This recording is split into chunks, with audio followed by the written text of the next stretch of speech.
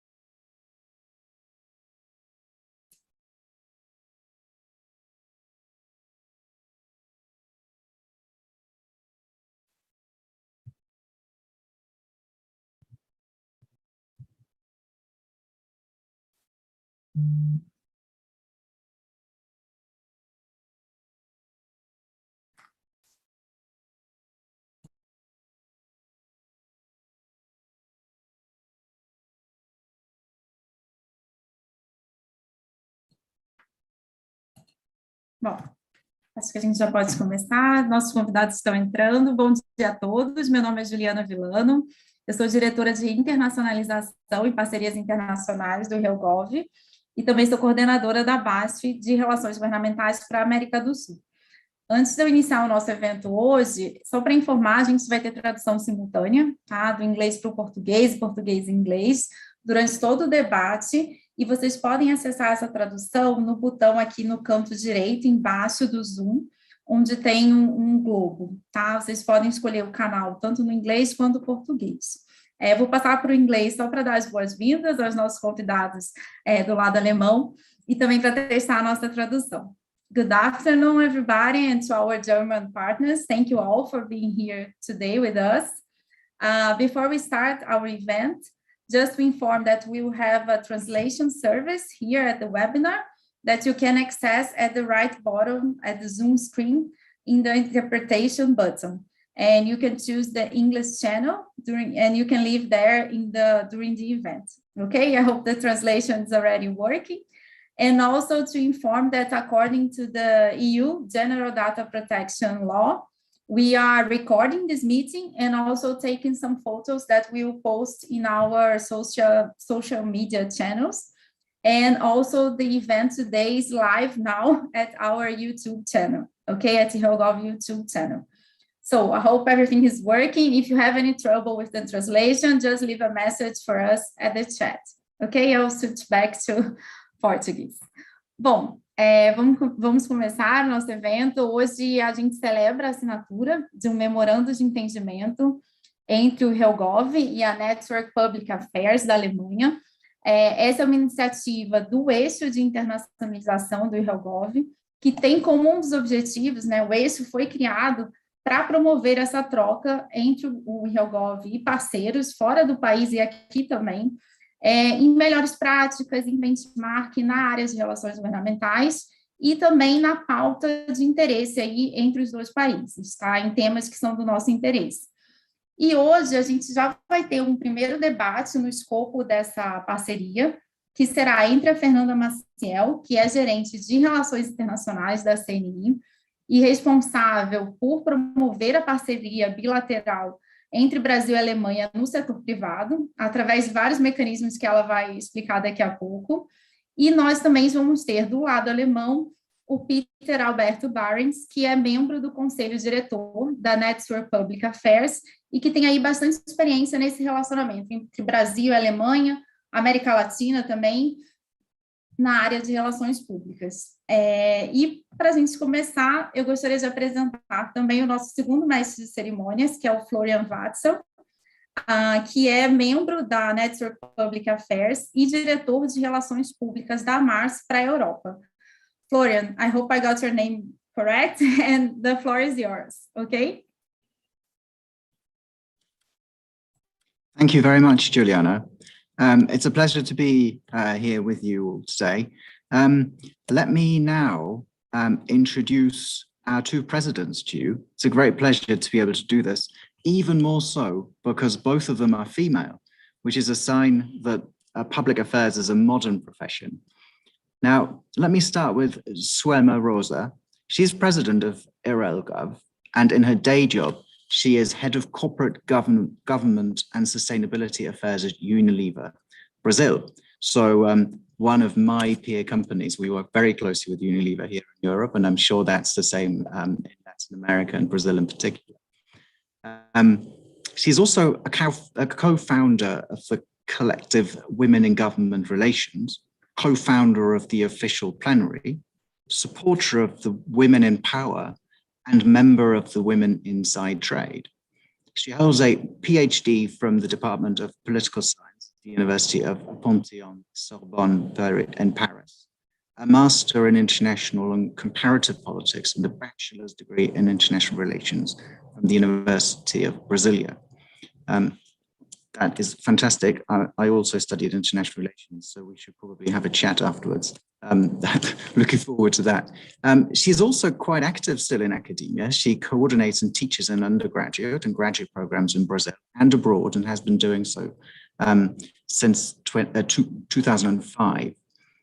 She looks back to a distinguished career spanning over 20 years. Some highlights, and I can't include everything, it's just too long, but some highlights include working at the Brazilian federal government in the area of trade and international negotiations, leading advocacy in areas of sustainability, climate change, environment, infrastructure, and public procurement, both on behalf of civil society organizations and at the United Nations.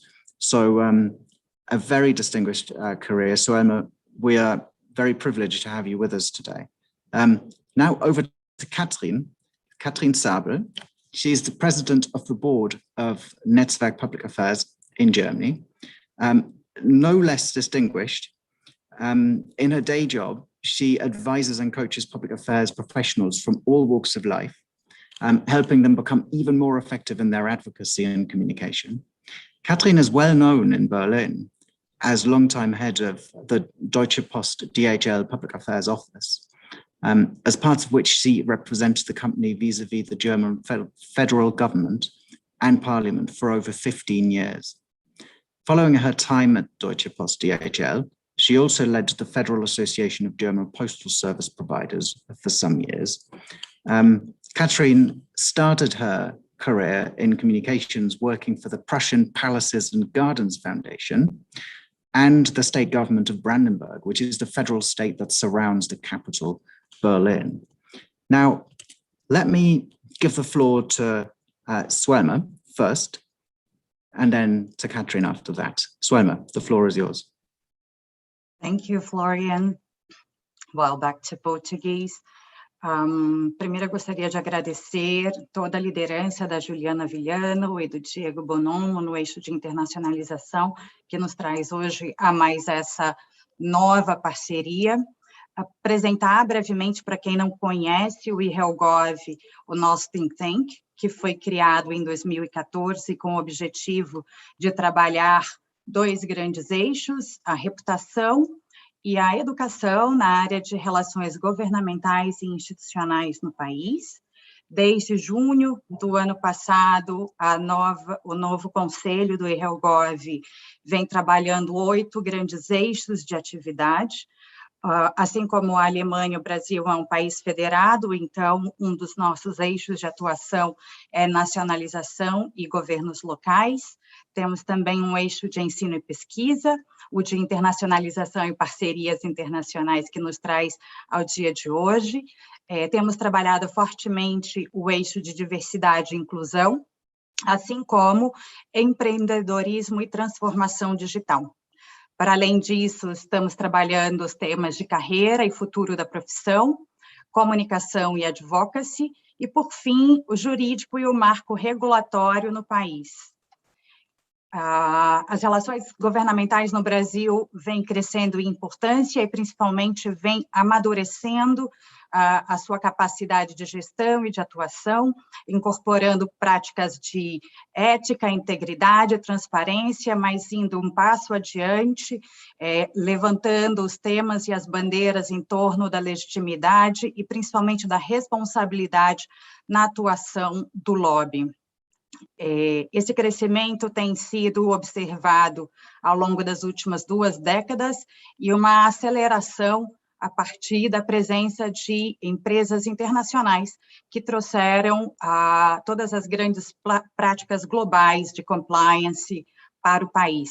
É, de certo, uma grande contribuição para o fortalecimento institucional da democracia brasileira, mas principalmente para a sociedade brasileira que deseja e ambiciona melhores práticas no relacionamento entre os setores públicos e privados de maneira transparente.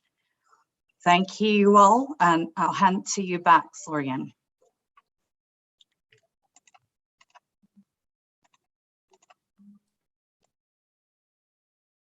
Over to you, Katrin. Thank you very much. Yeah, thank you very much. Dear Soema Rosa, dear members of IRELGOV, and dear colleagues from the Network Public Affairs. I'm very pleased to say hello to you at all on this very nice day. And today we are signing the Memorandum of Understanding on the establishment of the German-Brazilian Public Affairs and Governmental Relations Dialogue as a joint agreement on our future cooperation. Only a few months ago, we had our first meeting as a video conference. This form of communication became common only due to the corona pandemic. This virus has brought much pain and suffering to many families all over the world. But on the other hand, digital communication was driven forward and brought us closer, brought us both together. It was a very easy thing to organize this video call, the first one what we had, across continents, in which we could exchange and talk about our views of our understanding of public affairs. We have seen that we share the same values, credibility and trust. These values are very important in public affairs area. To represent one's interest in the political area is completely legitimate. Nobody can expect political decision makers to be experts in all details of our social and economic life. Therefore, lobbyists provide information on intended laws so that politicians get to know what possible effects a new regulation could give as an aspect or an impact to companies or to other parts of our society. But we know the final solution is always decided by politicians. It's there. At these discussions, it's very important to make it transparent whose interests are represented. The rules for lobbying are regulated according to the democratic principles in both our countries. Where they are similar, where are differences? What could both sides learn from each other? These are only some topics we could discuss in our future cooperation. On behalf of Network Public Affairs, I would like to thank Peter Alberto Behrens and Fernanda Marcial very much for preparing and organizing this event. I'm very pleased that today we are laying the foundation stone for this exchange and for our future partnership. Thank you very much. Thank you, Katrin. Thank you, Suelma.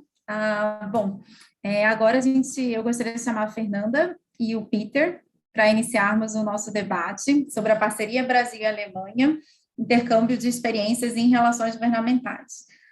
Os nossos convidados podem enviar perguntas no chat, e também, se alguém quiser fazer a pergunta ao vivo, também pode clicar no Raise Hand aqui do Zoom, que a gente coloca vocês online, ao vivo, tá bom?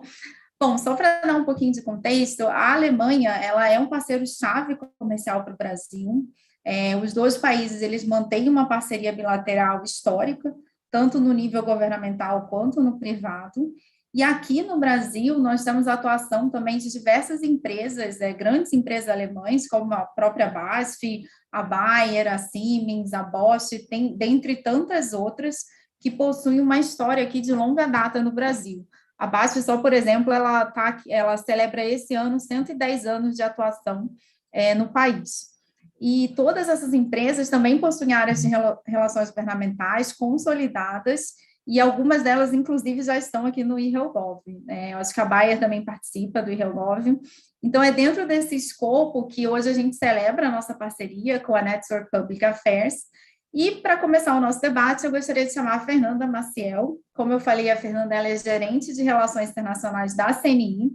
Ela é responsável pela liderança brasileira de mecanismos empresariais com foco em mercados estratégicos para o setor privado.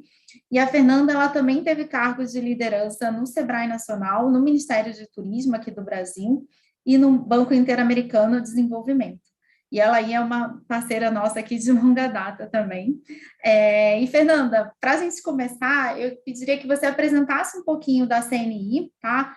Principalmente para o nosso público alemão, contando um pouquinho como a CNI está organizada, como que ela representa os interesses empresariais e industriais, tanto aqui no Brasil como no exterior, e quais são as principais pautas que estão hoje na agenda da CNI, tá bom? Obrigada, Fernanda, de novo pela participação. Eu que agradeço, Juliana, um prazer estar com vocês hoje, sou Elma, Catherine e Peter. A CNI ela é a principal entidade de representação da indústria brasileira.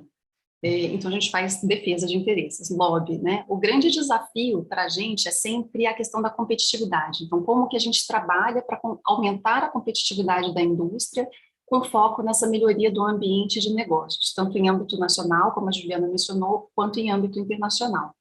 A nossa base, mas para explicar para os nossos colegas alemães, né, ela é composta por 27 federações de indústrias localizadas em cada um dos estados brasileiros, mas também por 1.200 sindicatos patronais e mais de 470 mil empresas industriais localizadas no Brasil. A gente, como eu falei, é uma entidade de lobby, e para que a gente possa fazer isso com qualidade, tendo uma base tão grande, a gente conta com alguns mecanismos, como a Juliana comentou, que funcionam como se fosse uma espécie de órgãos consultivos. E são nesses mecanismos que a gente escuta as principais demandas do setor privado brasileiro e organiza a nossa agenda. Então, só para citar dois aqui, que talvez sejam os mais conhecidos, a gente tem o Fórum Nacional da Indústria, que é composto pelas associações setoriais, e a mobilização empresarial para a inovação, que é composta por empresas, né, por CEOs de empresas. E aí, com base nesse diálogo, a gente olha quais são as demandas prioritárias, verifica se tem posições convergentes entre os diversos setores e organiza essa agenda. A gente não trabalha com posicionamentos divergentes, o que é uma coisa natural de acontecer quando você representa setores tão diversos, né? E aí, para falar um pouco sobre a pauta que a Juliana estava pedindo, né, os temas prioritários que a gente tem hoje, eu vou falar dos grandes eixos, né, porque a gente divide a nossa atuação em 11 grandes eixos temáticos, que aí vai nessa questão de produtividade e inovação, política industrial e comércio exterior, infraestrutura, inovação, relações do trabalho, educação, financiamento, recursos naturais e meio ambiente, que é uma pauta que cresceu enormemente aí nos últimos anos, segurança jurídica, ambiente macroeconômico e eficiência do Estado, onde entra toda aquela agenda de desburocratização e governança. E aí, como a indústria ela também responde por uma parte significativa das exportações brasileiras, acho que está por volta de 49%, 48%, a gente também tem alguns mecanismos específicos que funcionam para identificar as demandas do setor privado na área internacional e organizar as ações de lobby voltadas para comércio exterior. E alguns desses mecanismos, eles consideram justo essa base de mercados estratégicos para a indústria brasileira. E aí a forma, ela varia, né? Pode ser na forma de encontros, fóruns empresariais, grupos de trabalho. E eu até acredito que grande parte dos associados do IRELGOV, inclusive, participem de alguns desses mecanismos. Os mais famosos aqui, só para que vocês se situem, quem estiver escutando, é o Conselho Empresarial Brasil-Estados Unidos, o CBEU, e o Conselho Empresarial Brasil-Argentina. Tem também o Conselho Empresarial com o BRICS, e a gente tem um grupo de trabalho Brasil-Alemanha, que é bem ativo, que conta, inclusive, com todas essas empresas aí que a Juliana mencionou. De forma resumida, é isso que a gente faz, tanto nacionalmente quanto internacionalmente.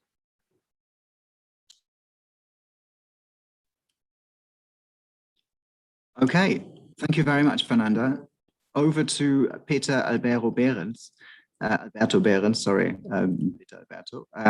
Before I ask my question to Peter Alberto, let me briefly introduce him as well, another distinguished career to look at here. Now, Peter Alberto is a freelance public affairs advisor with a regional focus on Latin America and Germany. He was part of the German leadership team of one of the world's leading PR agencies before becoming a freelance public affairs advisor. Prior to this, Peter Alberto headed the Latin America-wide regional program of the Konrad Adenauer Foundation and was resident representative in Bolivia, Peru, and Argentina. So he certainly knows a few things about Latin America.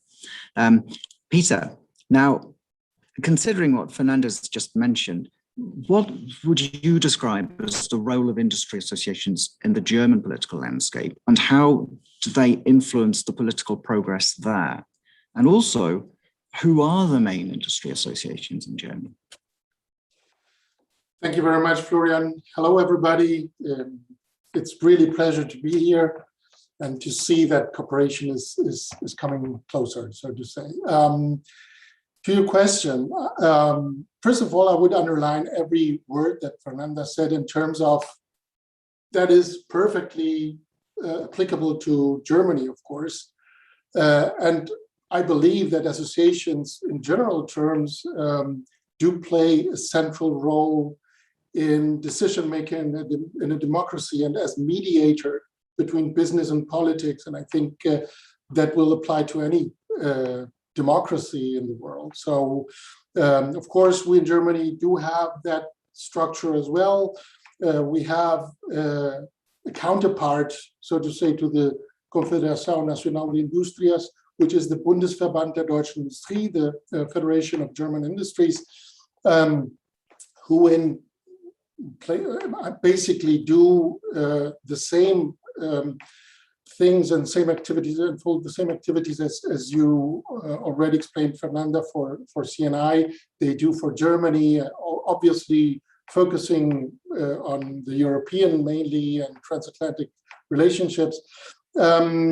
And besides of the BDI, we have the VDA, for example, which is, I highlight this association, which is the Association of the German Automotive Industry, because it's one of the most powerful, having in mind their significance to German economy, of course, but there are lots of others. We have approximately, I do believe, 2,400 registered associations in the federal parliament, and that are not even all of which really do some sort of governmental relations and public affairs due to the specifics of the German law in that regard, which is, as a matter of fact, being remodeled or reformed as we speak.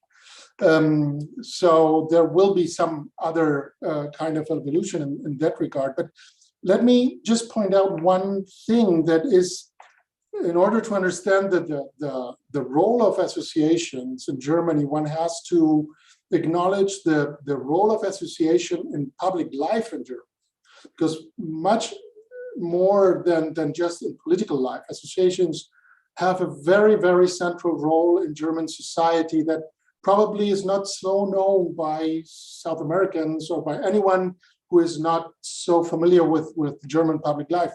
there is a joke that I always hear when I'm in Latin America that goes like, whenever two Germans meet abroad, the first thing they do is found an association.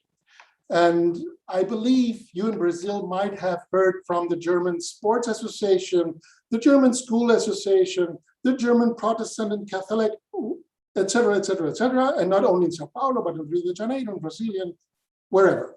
So I think I'm not telling you anything new about that, but that is just to tell you how central associations are to German society. And that might be a reason why associations kind of monopolized everything that had to do with public affairs and governmental relations in Germany. I remember in the 90s when speaking to public affairs professionals in Latin America, that they wondered that we didn't have in Germany such a developed public affairs market as we did have in Argentina or Brazil, for example. And that probably, that's not the only reason, but that might be the origin of that is probably the even monopolistic kind of nature of associations in Germany that really took care of mediation between business and politics during well into the 2000s, so to say. So I would stick on that, or limit to that, my answer. Thank you. Thank you, Peter. Yes, it's true about the German association.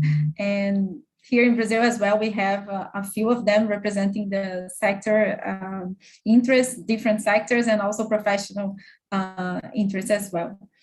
Bom, e agora, Fernanda, na semana passada, né, você liderou aí a organização do 38º Encontro Econômico Brasil-Alemanha e da 48ª reunião da Comissão Mista Brasil-Alemanha, que é uma reunião entre o Ministério de Relações Exteriores do Brasil e o Ministério de Economia e Energia da Alemanha, com participação do setor privado, né? Eu participei também.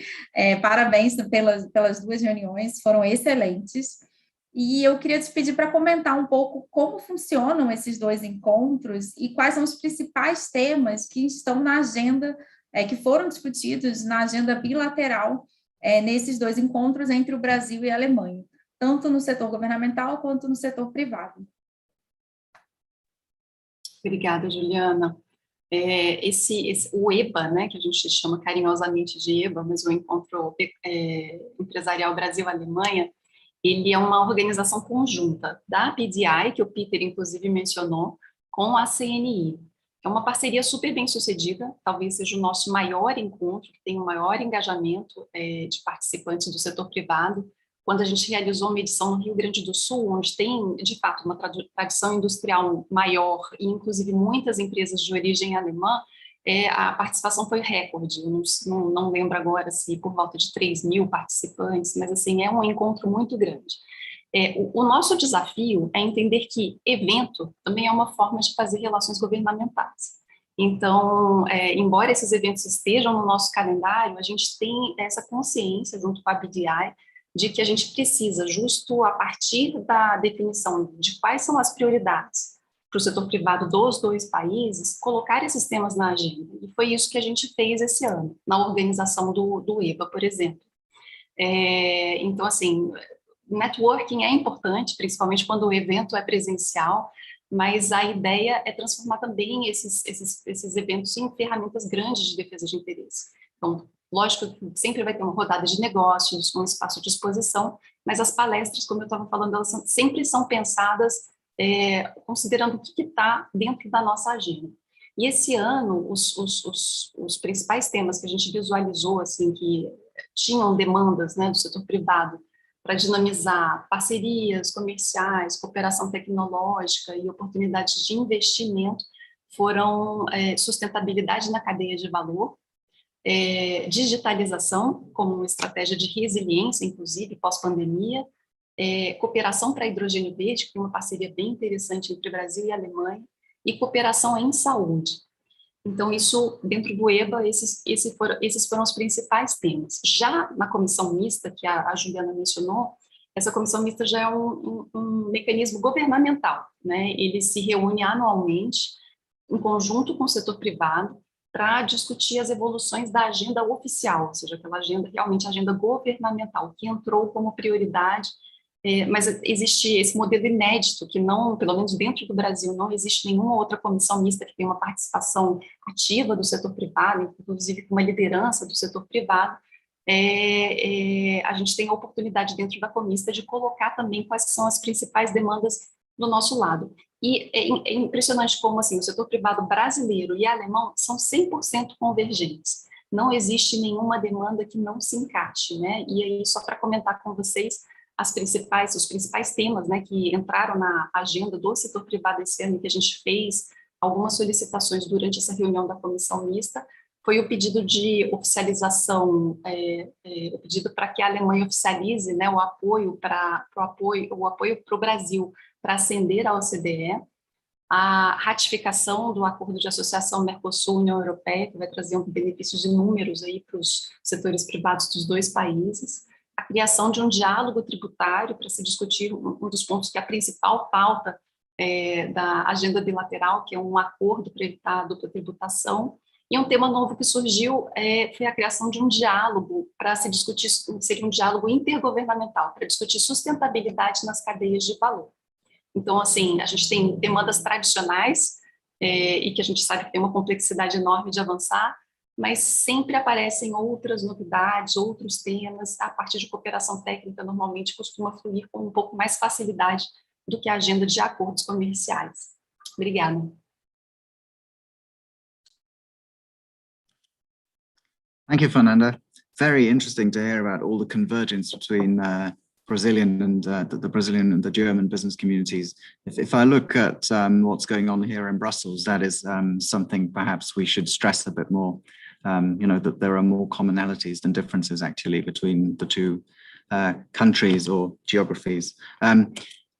Over to Peter again. So Peter, you mentioned the powerful role of German associations, although arguably I suppose they have become a bit less powerful over the last sort of 10, 15 years. But you mentioned the BDI, the bandwidth of topics that such large industry associations like the BDI have to cover is just phenomenal. How do they reach consensus, and how do they address political decision makers in order to make sure they effectively represent the interests of their members, given that they're such a broad church? Yeah, that's a crucial question in terms of thinking about the future of associations. How do they cope with the increasing heterogeneity of membership, with increasing interests that are even that can be even that definitely not have to be the same within one branch or one sector. So this is something that probably will not only be a challenge to the German BDI, but to associations as a whole, with globalization and digitalization, making these things even more difficult, because the individualization, so to say, of the landscape is growing. So looking at on this topic at a operational level, if you like, you can say probably the tools, the instruments, the formats will not really change in terms of, I mean, the classic of the parliamentary evening, inviting members of parliament, of course, and be it in a closed or an open format, that will exist in the next few years and even decades probably. And the position papers and the way in which associations engage with government members and so on and so on. On this operational level, I think associations have demonstrated throughout very much creativity and understanding for the needs of the political actors in a broader sense. Now, structurally they will have to deal with this challenge of ever-growing complexity and heterogeneity of their membership. And as a matter of fact, as you said, Florian, this is exactly the reason why more and more companies still are members of an association, but increasingly do their own governmental relations operations, because they see that whatever the association does is good for a general framework. But when it comes really to represent own specific interests,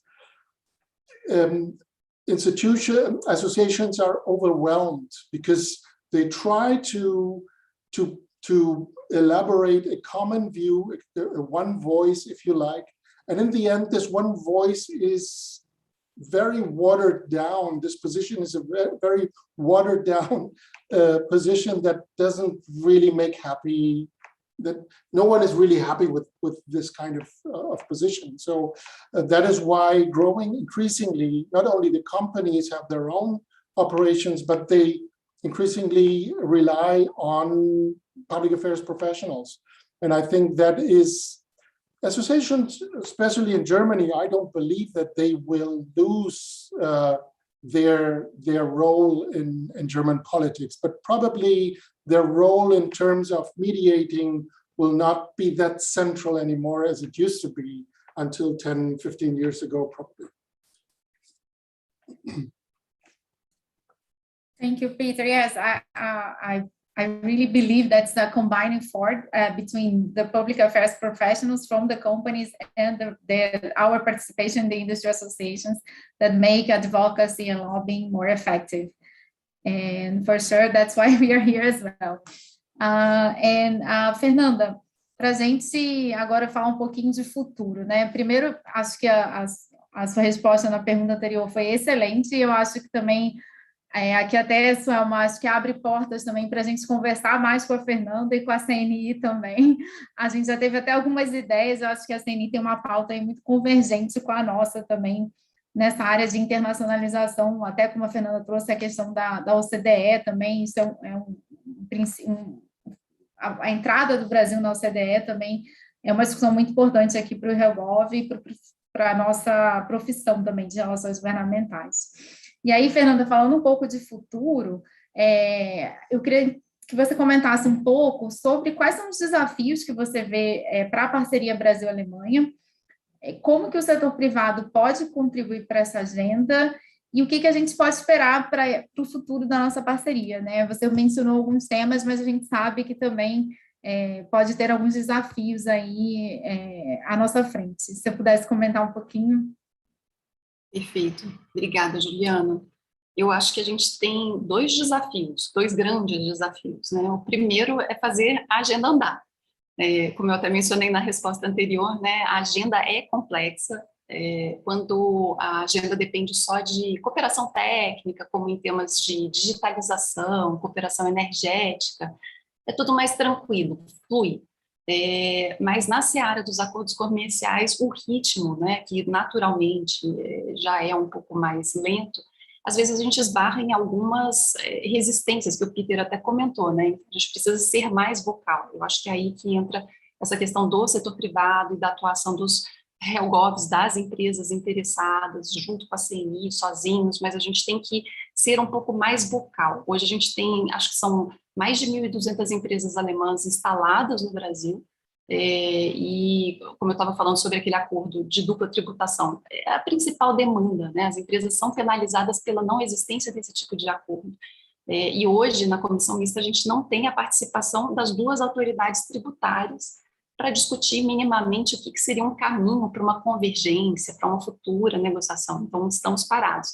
Eu acho que esse é um desafio, e para o setor privado fica esse to-do, né, da gente assumir um pouco essa pauta, né? Então, se a gente não consegue que eles sentem à mesa, a gente estava conversando justo isso agora com os nossos colegas da BDI, antes de entrar eu estava com eles, então a ideia é de que a gente organize esses seminários, de que a gente faça um diálogo tributário, que a gente convide essas autoridades, nem que seja para a gente começar a incentivar uma primeira aproximação entre as partes. Tem todo o desafio agora, né, de mudança de governo na Alemanha, então a gente vai esperar a nova coalizão ser definida, mas assim que tiver definida, a ideia é justo essa, que a gente possa se apropriar um pouco dessa agenda, não ficar só esperando, fazer cartas, manifestos e ficar esperando algum movimento, incentivar esse movimento. E o segundo desafio que eu vejo, ele está muito ligado à sustentabilidade, Juliana. Hoje não tem como a gente falar sobre comércio exterior sem falar de sustentabilidade, né? Então, assim, tanto essas duas questões, a questão da ratificação do acordo Mercosul-União Europeia, o apoio da Alemanha para a accessão do Brasil à OCDE, tudo que a gente vai conversar hoje tem essa questão da sustentabilidade por trás. Aí não adianta eu fingir que isso não está acontecendo, a imagem do Brasil no exterior hoje está afetada, e aquele discurso que a gente sempre teve, muito positivo com relação à nossa matriz energética, que é composta majoritariamente por fontes renováveis, ele está sendo insuficiente para mudar essa percepção. E aí eu também acho que tem um to-do aí para as empresas e para a CNI, que é justo a gente, além das ações governamentais, a gente também se organizar melhor para mostrar o que o setor privado tem feito. Hoje, quando eu converso com as empresas, eu vejo que, nossa, as empresas brasileiras têm assumido compromissos de ESGs tão ousados, com foco em neutralizar emissões, conservar a flora, preservar a biodiversidade, isso só para falar no ativo ambiental, né, sem falar nos outros.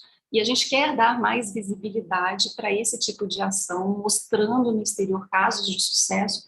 Inclusive, a CNI está participando da COP, vai participar da COP26 em Glasgow, levando casos de sucesso das empresas do setor privado brasileiro, justo para que a gente possa mostrar que essa agenda está muito bem internalizada pelo setor produtivo.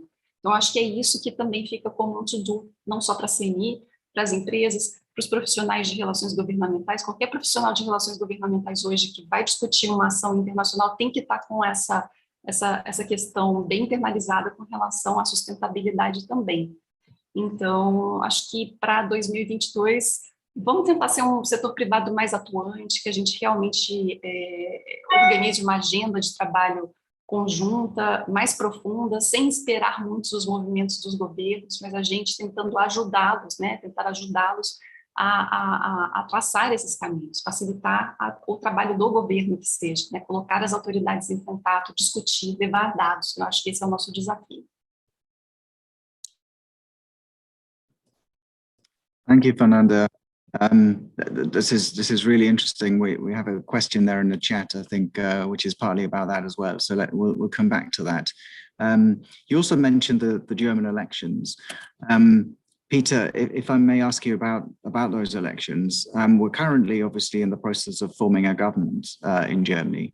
What, in your opinion, will the impact be on bilateral relations between Germany and Brazil, from this new government? And also, what, in your view, are three key similarities or differences in doing public affairs in Germany and Brazil? We heard that both countries are federal in their structure, so there must be certain similarities.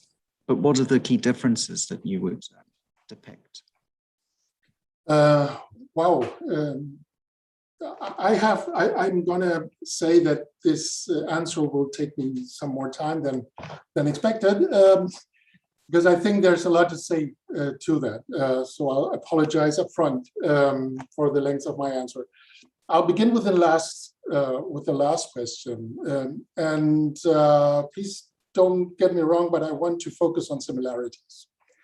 And I want to focus on similarities because I have the impression that particularly in Germany, in general terms, the perception of Brazil and South America in general, or Latin America, is very much focused on differences. And in my view, my personal view, not enough on similarities. And we have a lot of similarities, as you already, Fernanda, mentioned. I would stress or point out three similarities. The first one is one that one could take for granted, but I don't think that it is something that is that one should take for granted, which is the democratic, or the path of the democratic evolution of both countries. if we see the history of both countries, we see that Germany was founded as a nation state 1871, the first republic, the Velha República in Brazil, 1889. Then we had sort of a democracy. I mean, in terms of a modern definition, it was not a democracy, but it was for that regard. And that times, both countries were democratic. And we had our ups and downs. In Germany, we have had our terrible 12 years of Nazism and 40 years of communist dictatorship in the eastern part of Germany. Brazil had suffered the military dictatorship from mid-60s to mid-80s. So what I do want to say is that we had our ups and downs, but basically we always had the struggle for democracy in both countries. And this something that for us was very, very cherished, which is freedom of speech, freedom of thinking, and so on and so on. So I think that is, even if one thinks, well, that's normal. No, I don't think it's normal. I think that is a common value and a common basis of understanding each other that is there, and that you don't have to explain that. That is something, as a public affairs professional as well, something that there's a common understanding. I see that in my daily basis, in my job, that whenever I have clients from both sides of the Atlantic, I don't have to talk about basics. So this is something that unites us. The second thing is much more specific, and it's what Florian, you already anticipated, the federal structure of both countries. Of course, the states in Brazil are not totally comparable to the Länder in Germany, but the subnational level is very important in political decision-making in both countries. So whoever engages in public affairs has to take account of that reality, and understanding that is something very important to understand how to mediate, how to represent interests in politics, be it in Brazil or in Germany. And the third similarity, and this is, I don't know if that's much more of a call to action on our side, is the challenge we face as public affairs professionals in the public sphere, in what regards to our self-understanding as public affairs professionals. We have to advocate for what we do. We have to explain what we do. We have to say that this is nothing illegal or unethical. On the contrary, this is what democracy is about. It's about representing interests, and that's legitimate, and that's necessary for a democracy to strive. So this definitely is a similarity in which I do believe we can discuss with each other and reinforce our position in our respective countries.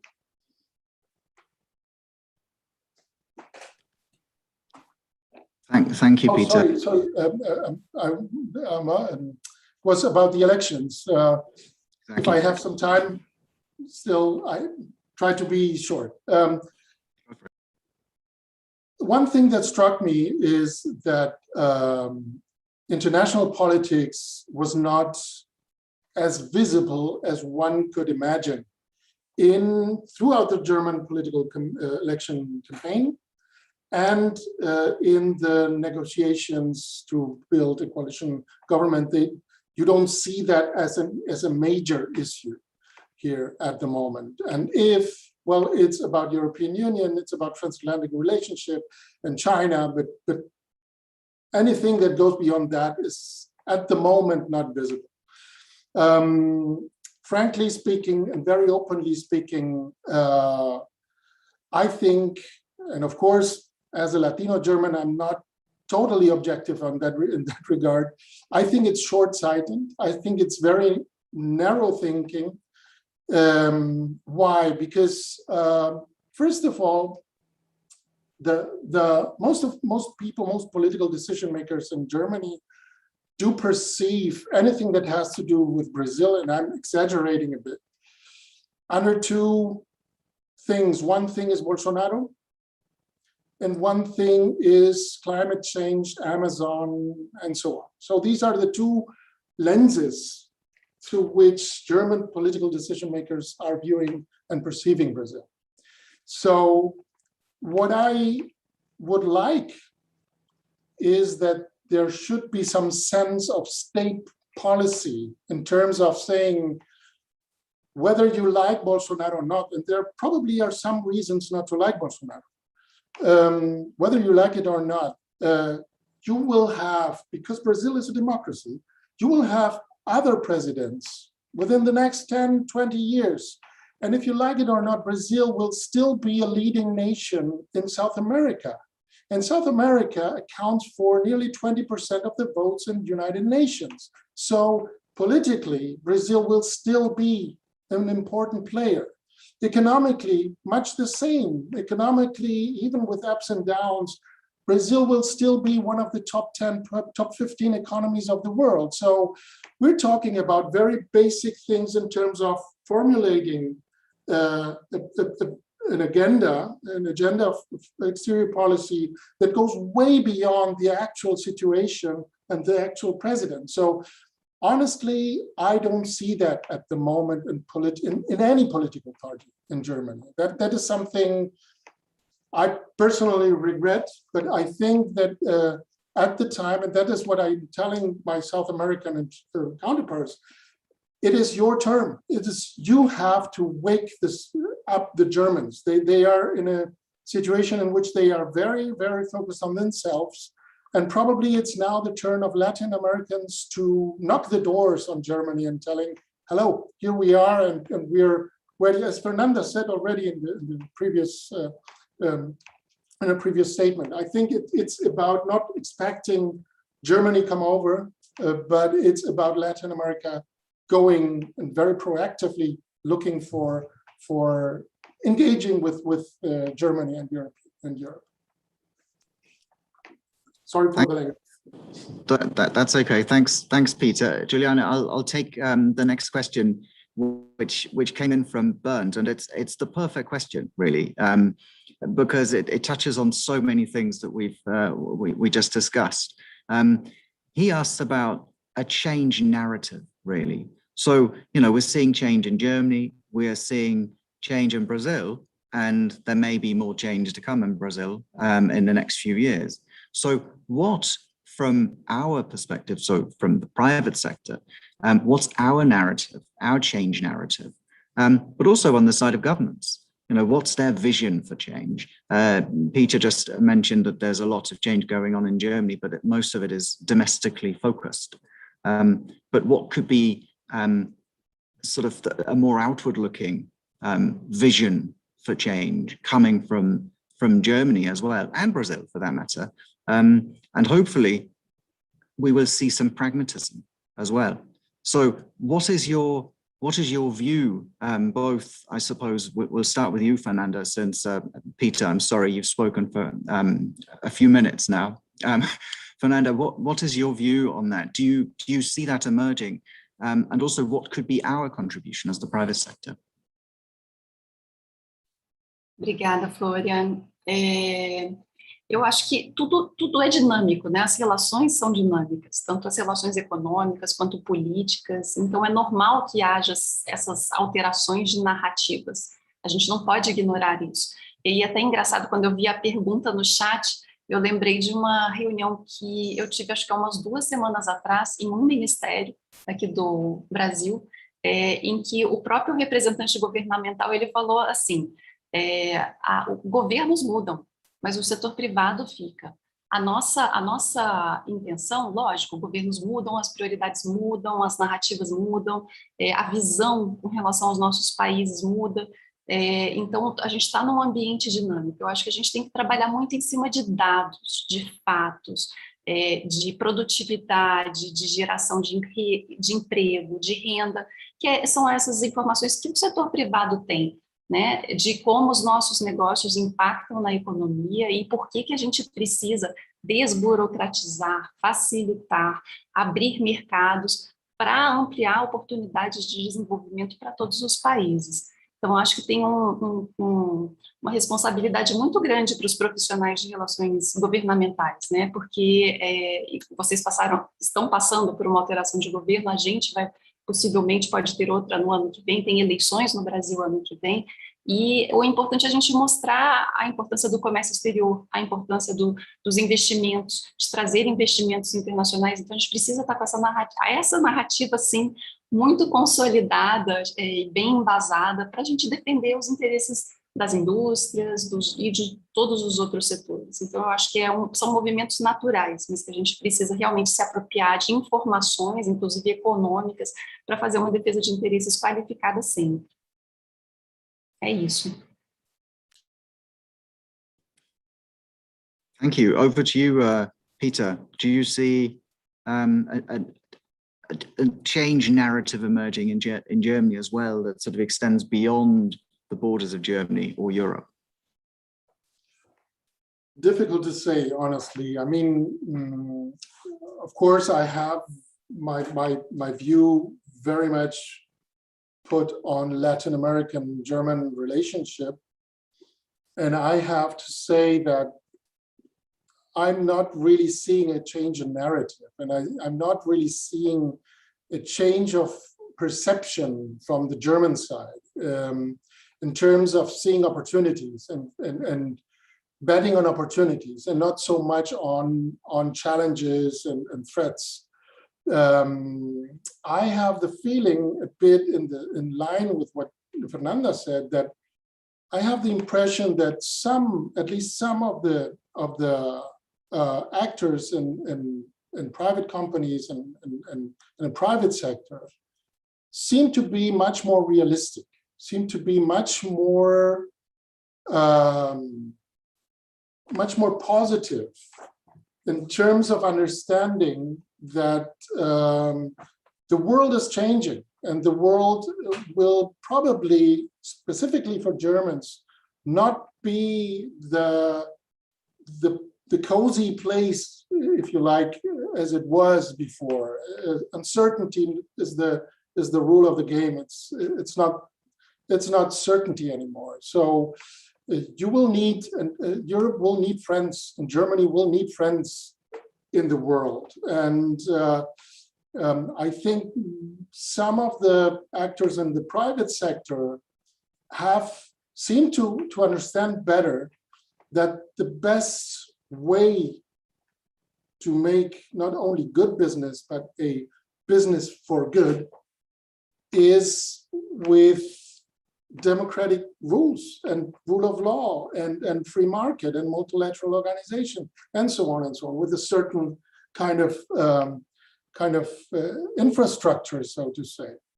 And I would wish them to engage more in what you, Bernd, say, in a narrative, and something that we could jointly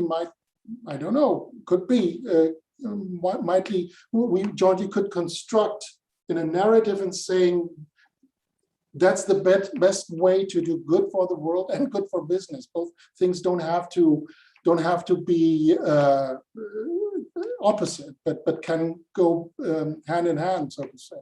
So that I would say to this question. Thank you, Peter. Thank you, Fernanda. I think the discussion really, we have a lot in common, as you said, Peter, and as Fernanda said. E eu comecei a falar inglês, mas sem problemas. Eu queria pedir que vocês fizessem agora suas palavras finais para a gente encerrar o debate. Eu acho que foi excelente, tanto para o IRELGOV quanto para a Netzwerk Public Affairs. Se vocês pudessem falar em 1 minuto o que vocês esperam também da nossa parceria em termos profissionais, e aí nós passaremos para a Catherine e para a Suelma, que nós vamos fazer a assinatura virtual e física do nosso memorando de entendimento. Fernanda, se você puder começar, obrigada, viu, Fernanda, pela participação também. Eu que agradeço vocês pelo convite, foi um prazer, adorei o debate. Muito importante essa troca que a gente teve hoje.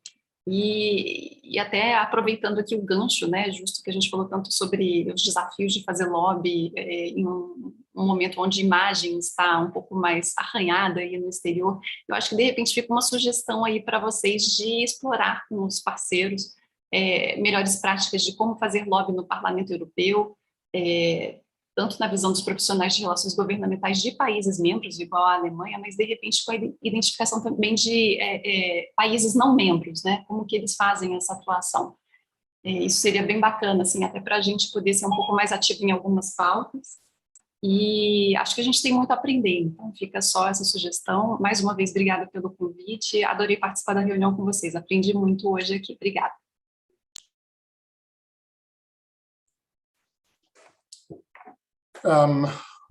Yeah, well, absolutely agree. I think there's a lot of what we can learn from each other. I would to begin with, I would place a motto, if you like, for this cooperation, which comes from the heart. Democrats have to stick together. I do believe that we have a situation in which democracies are under pressure. And we can discuss ours, if our democracies are perfect or not.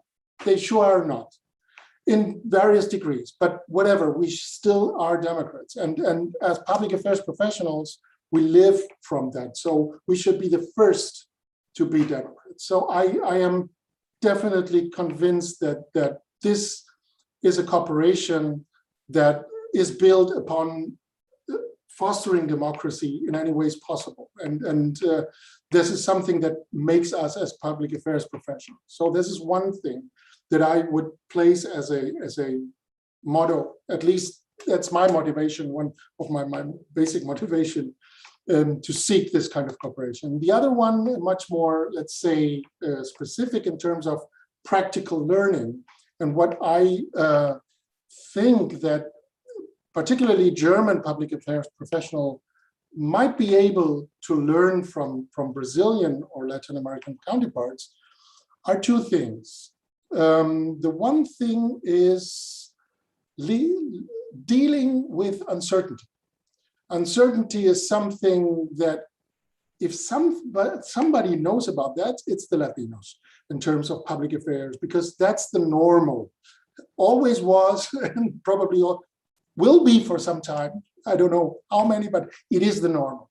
This, of course, was not the case for Germany in terms of certainty being the normal situation, and now things have changed. We have seen that coalition negotiations 4 years ago were the first shock to many people, seeing how come that a German government cannot constitute itself within 6 weeks, which was more or less normal. This is not normal anymore. The uncertainty, things that happen one day, and this is the new normal. And this is, of course, something that I think definitely Latin American can contribute to in terms of practical experience of public affairs professionals. And the other thing that I do believe can be of interest is a shift, a mind shift, an understanding that business is part of politics. In terms of, you could, as a German Mittelstand company, even big one, say whenever there was popping up some political issue, okay, let the association deal with it. I don't want to have anything with it. Or if in South America, my South American factory would pop up some, no, let the local people deal, they can do that, which is okay. But nowadays, this doesn't work anymore. The companies are being demanded to have a kind of political standpoint, you like it or not. So you have to be able to speak up to that and react to that and have a position to that. So this is something, this is a mind shift, I do believe, that is very difficult for many people in private sector in Germany. But I think this is something, again, as well, a kind of a new normal with which they will have to deal with. And I'm looking very much forward to this cooperation. Thank you, Peter. We are as well. Swelma, Catherine, I'd like to ask you to sign our Memorandum of Understanding. You both have a copy with you. And then, yes, this is a virtual and physical signing. And then I'll ask you to give your final words as well on our partnership. And also, I would like to thank you, everybody, for participating in our meeting today. It was really, really very interesting for us. Florian, while they are signing, if you want to give your final words as well, or? Yes, thank you very much, Juliana. It was a pleasure to be part of this. I learned a lot for sure from the participants, in particular Peter and Fernanda. Thank you so much for all your insights. Just one anecdote, and I'll leave you with that. I spoke to the Portuguese trade attaché about 6 months ago when Portugal held the presidency of the European Council. And I was talking to them about Mercosur, and I said, look, you have ties to Brazil and to Latin America like no other country, perhaps the Spanish do as well. So we would very much like you to drive forward the EU-Mercosur agreement. And they said, yes, we have emotional ties, and we very much would like this to become a reality, but talk to the Germans because they want this. So let's talk to the Germans more about it, all of us together, to get this over the finishing line. Thank you. Selma, if you want to go first. Obrigada, Juliana. Obrigada, Florian, por viabilizar essa parceria, mas também por viabilizar esse encontro de hoje. Temos um memorando de entendimento assinado. Depois fazemos as trocas transatlânticas, mas as minhas palavras finais seriam realmente de reforço do aprendizado mútuo que a gente pode alcançar com esse intercâmbio. Eu sou uma entusiasta das relações internacionais, naturalmente, junto com a Juliana e o Florian. A Juliana também é uma internacionalista, Florian. E acredito que temos muitas oportunidades de cooperação, tanto no intercâmbio de experiências, né, de fortalecimento da reputação da atividade de relações governamentais e internacionais. O IRELGOV hoje é membro do OECD Coalition of Influencers. Estamos fazendo participações ativas nas colaborações para as discussões sobre o Lobbying the 21st Century, que acreditamos ser muito benéfico para, como falou o Peter, a consolidação da democracia no nosso país, a partir desse olhar, né, da relação entre o setor público e do setor privado. Aproveito a oportunidade para fazer um merchandise, para fazer uma publi do lançamento do selo editorial do IRELGOV, a editora Diálogos. O nosso primeiro livro foi Relações Governamentais sob a ótica feminina. Ele é o primeiro e certamente não o último. Já lançamos edital de chamamento para novos projetos editoriais e, quem sabe, podíamos pensar em um projeto editorial conjunto Brasil-Alemanha, refletindo sobre todos esses temas que a Fernanda nos trouxe, que o Peter nos trouxe, mas também fortalecendo aí esse aprendizado mútuo. Muito obrigada, Catherine. Huge pleasure. Next time we talk in German. Yes, thank you very much. So I would like to show you my signed paper. Yeah, that's an example for what I will make a scan with it. And I'd like to tell everybody many thanks. I want to thank you for participating this discussion and for the very, very interesting input. And I have finally 3 points what I will take with me from this meeting today. It's first, find similarities. Don't look where are the differences. Better to find the similarities as a basic for collaboration, and then it might be better and easier to grow together by exchanging experiences on both sides. Yes.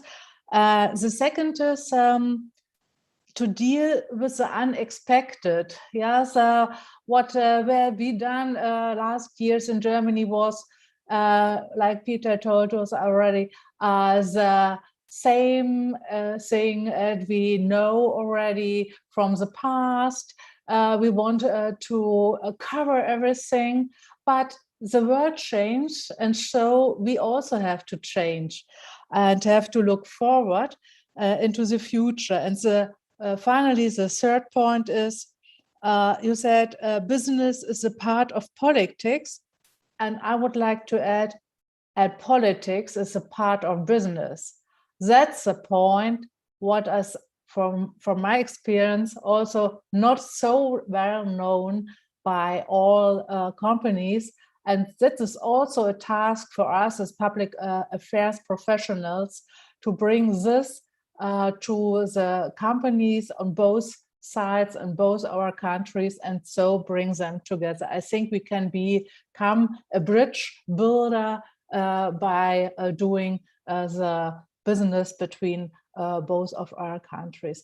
Thank you very much. It was a really, really interesting event for today, and I'm very looking forward for our future networking here on the Zoom and other opportunities. Thank you very much. Thank you, Catherine. Thank you, everybody. So this meeting will be closing now. Thank you all for the participation. Thank you very much. Bye-bye. Thank you. Bye. Thank you. Bye-bye. Bye, and thank you very much. Thank you.